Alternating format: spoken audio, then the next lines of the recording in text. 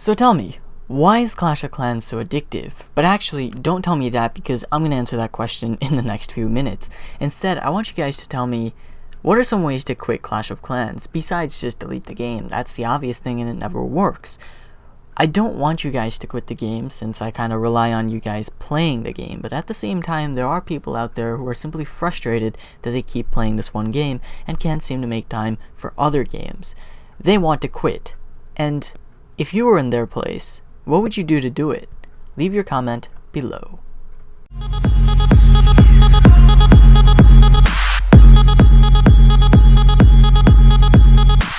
What's up, ladies and gentlemen? If you guys take a look at Google Play and of course the iTunes store today, a whole new market of games have popped up, and the games have been around for a while and they've always been popular, but with a select bunch of people because the other people considered it weird. But all of a sudden, these games are just the games to play now. You don't see these viral games like, I don't know, Flappy Bird and things. You don't see people playing action shooter games on their phones.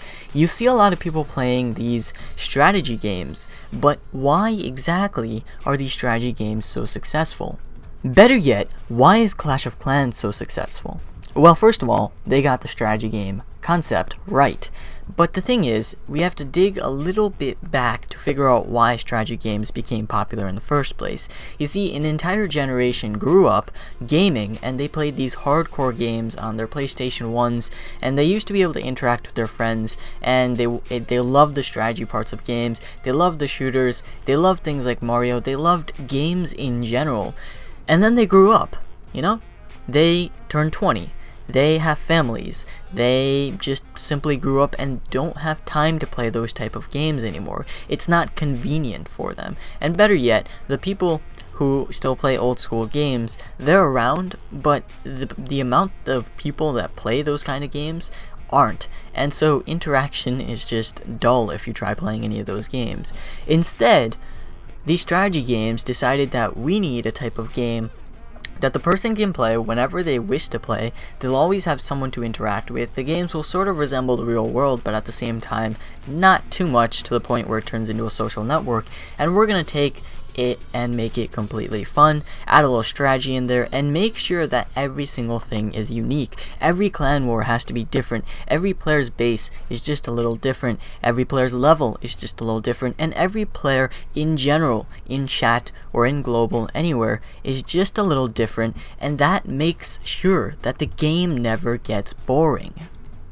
I once asked a uncle of mine why exactly he plays Clash of Clans. He's about 42. It's amazing what type of people play Clash of Clans. So I asked him, and he told me that back in the day he would play games like Red Alert and Command and Conquer, I think.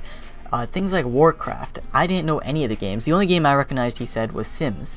And he simply said that he doesn't even have a PC or laptop that he can game on these days because those games simply aren't as popular as they used to be, and he doesn't have time to spend hours and hours behind those games.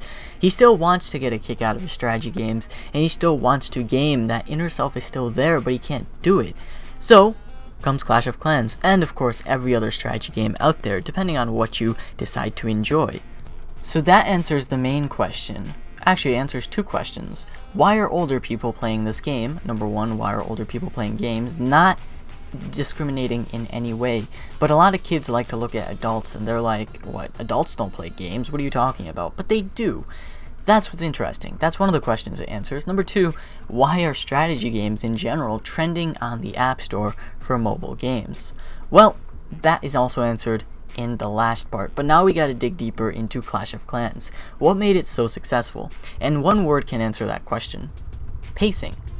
Literally, the pace at which you play this game is completely up to you, but at the same time, there's this little incentive for you to pace at a certain rate that Supercell wants you to pace yourself. You can only upgrade things so fast. Even if you're the world's greatest gemmer, you can only gem things so fast. At the same time, you yourself want to keep upgrading your base, want it to get better, and so you pace yourself in another way. There's like this sense of balance where you're not forced to do anything, but you're tempted to do things, and the game itself is just tempting. And as soon as you start upgrading and wanting to upgrade your base, you're hooked.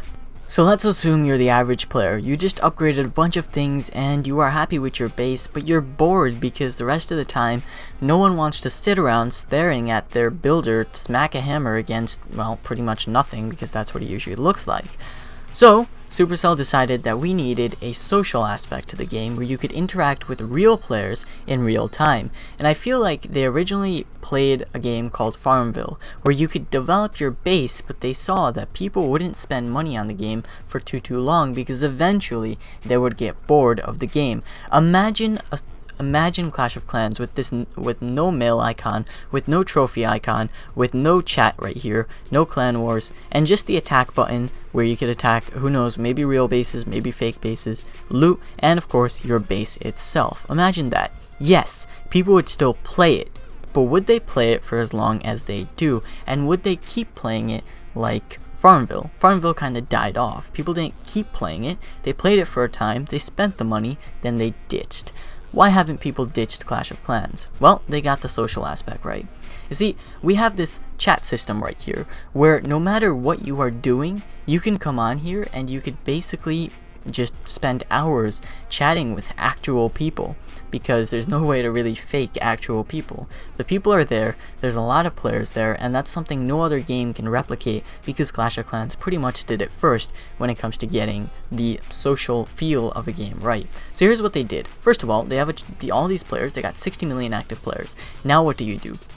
Well, you make the global system. Global system's a hit because all of a sudden hundreds and hundreds of players are spending time in each global and they're just interacting with each other. But a bunch of players on global realized that, okay, if we're gonna work on this, why not work on it together? But unfortunately, they have to close the game and global resets. And so comes the clan system, where you can interact with your own handful of people who you get to know really well, and there you could work your way up just like real life, from elder to co-leader to leader. If I told this to anyone who didn't play the game, they would consider it ridiculous. Working your way up in a game? What? And it makes sense for things like shooter games, but a game like this, it wouldn't make any sense. But it does, because this is the way it kind of began to work out. All of a sudden we have mail, all of a sudden people have player tags, and who knows how many features are going to come in the future. But they ran into an issue. Somewhere along the lines, some player got abused. You see, people aren't exactly nice. People in general, usually pretty nice, but there are always the handful of trolls. So they needed an amazing way to foolproof every single thing. And so came kicking out of the clan. So came the fact that global itself resets every single time that you close Clash of Clans. That's how global is foolproof. And of course your clan's foolproof since you could kick them out. But what if you don't own a clan, and what if you're just getting trolled by one particular person who just keeps chasing you? Well, the ultimate way to just get away from that person is to just not go to a clan for a little bit. Eventually you will disappear from his mail feed or however he's trying to get you, and that's it. You lose him. Just like that. And that's how people have continued playing the game. You don't want to scare off people simply because some person keeps on trolling one particular player. They got that right as well. Finally, they got this one last cool thing right, and it's called design. The design of the game is unusual. It doesn't look like any other game that, well, nowadays a lot of games seem to have copied it, but back in the day, no other game looked like this. People would think it as ridiculous. Walls? Why are you upgrading walls? Why are you spending money behind a game? What are you doing? But it makes perfect sense nowadays due to all the strategy games that are out there. Everything's really simplistic. Every button does its thing, and only its thing. The settings button will bring you to the settings. This will allow you to rearrange these buttons. The buttons have gotten a little bit more complicated as the last updates have come out. For example, the trophy button, you have these sections now. Inside of the base build button, you no longer just go to one base, you have multiple bases, but they still have that simple feel where someone could simply take your Clash of Clans account and start playing right there on the spot. They could just read the attack button and they'd be like, alright, what do I do from here? You'd tell them two things and they'd be like, alright, let me get attacking. You could teach someone this game in under 5 minutes. Not well, obviously, but you could probably get a person hooked onto this game within 5 minutes. That's all it would take. Hooked onto this game. That's an interesting idea because it's the last point of this whole video. Time. People spent an enormous amount of time on their bases, talking with their clans. In fact, if Clash of Clans ever released a statistics system where you could see the amount of gems you've ever spent, how many trophies you've ever gotten total, and yes, they have the achievements section, but I'm talking all the behind the scenes stuff that would kind of scare you. How about how long in total, how many days worth of, how many hours have you put into this game? How many hours have you simply spent raiding? Things like that would probably scare you, which is why they will probably never release their statistics, but I bet they have them somewhere. So, if they did release that, then what exactly would you say to it? Would you be like, wow? Or would you be like, yeah, I think I spent about that long on this game?